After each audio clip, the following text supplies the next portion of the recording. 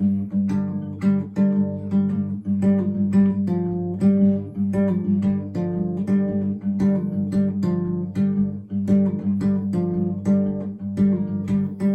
running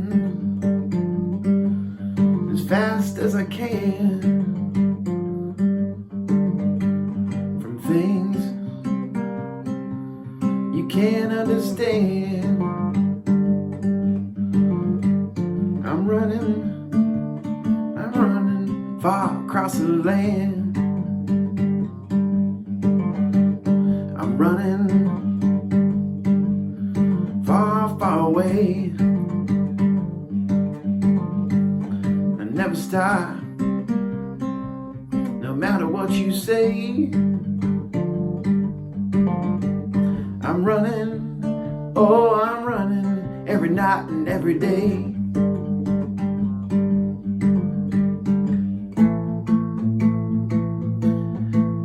I'm scared.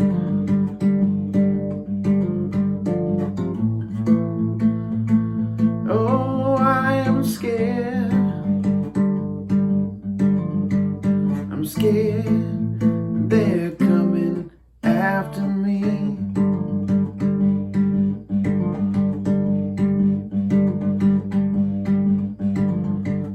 I'm running, don't matter where. I'd sleep, but I wouldn't dare. I'm running, never-ending nightmare.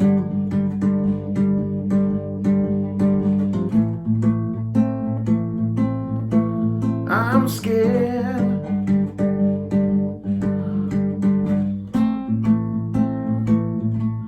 I'm scared. I'm scared they're coming after me.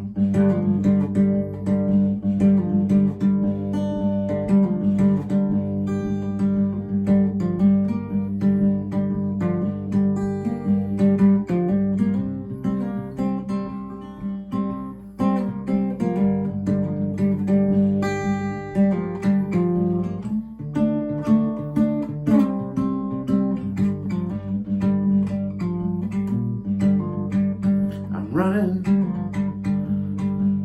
and I can't stop.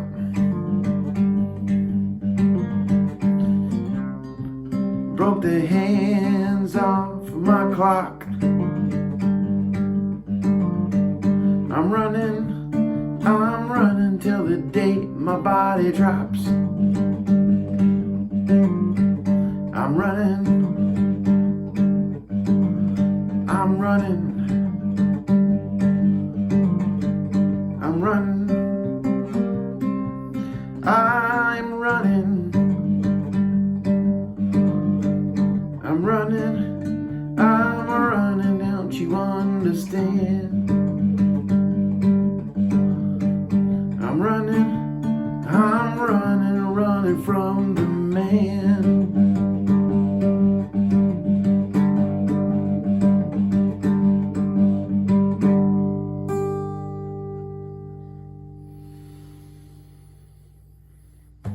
Hi there, TK365 is episode 349, 16 days ago for my the end of the year songwriting thing.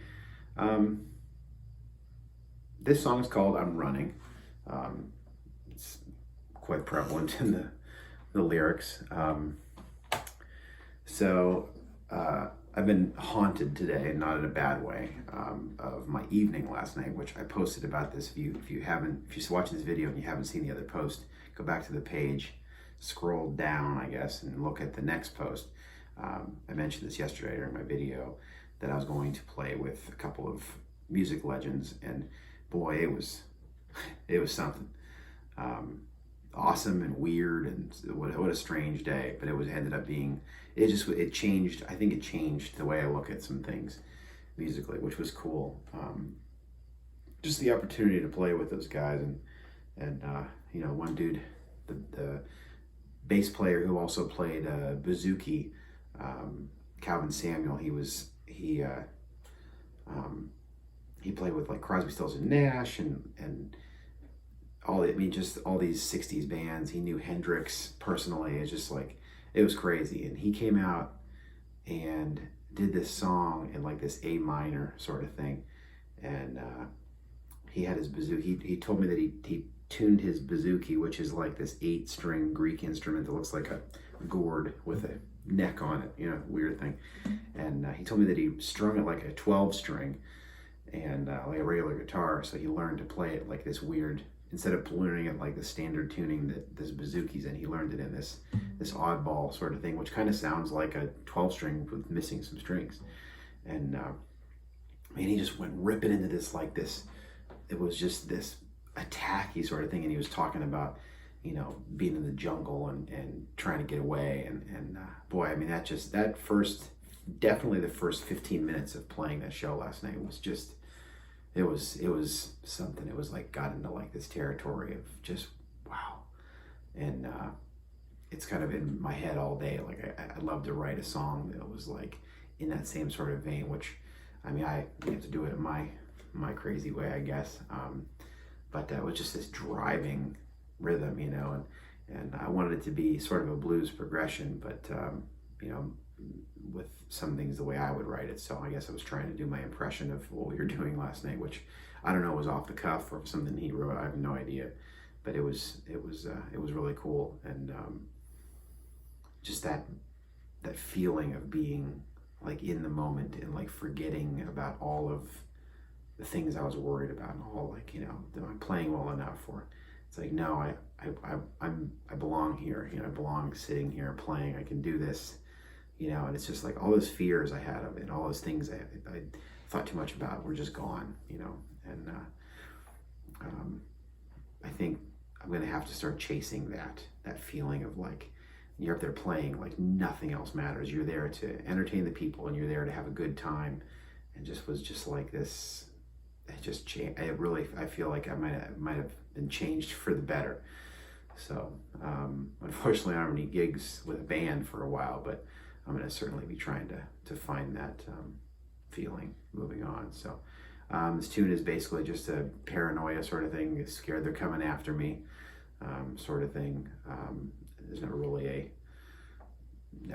thing mentioned on what it means, I guess. Just kind of running from something, and you're always running. It's just the paranoia. So that's it. So thanks for watching. Thanks for supporting. Appreciate all of the good comments and everything else from this thing. I'm gonna finally reach out to the local newspapers to see if I can get some interviews done for the end of this. I think I was really questioning myself about like whether or not this was any good, or what I was doing was any good. And I also didn't want to jinx myself. I think, saying it like 150 days, like, oh, I'm doing this thing, like, what happens if I just gave up or I didn't want to do it anymore? Then you look like a fool because you didn't finish it. So now, I mean, like, 16 days left, tomorrow's episode 350. I mean, like, if I've gone this far, there's no way that I'm not doing it unless somebody cut my hands off.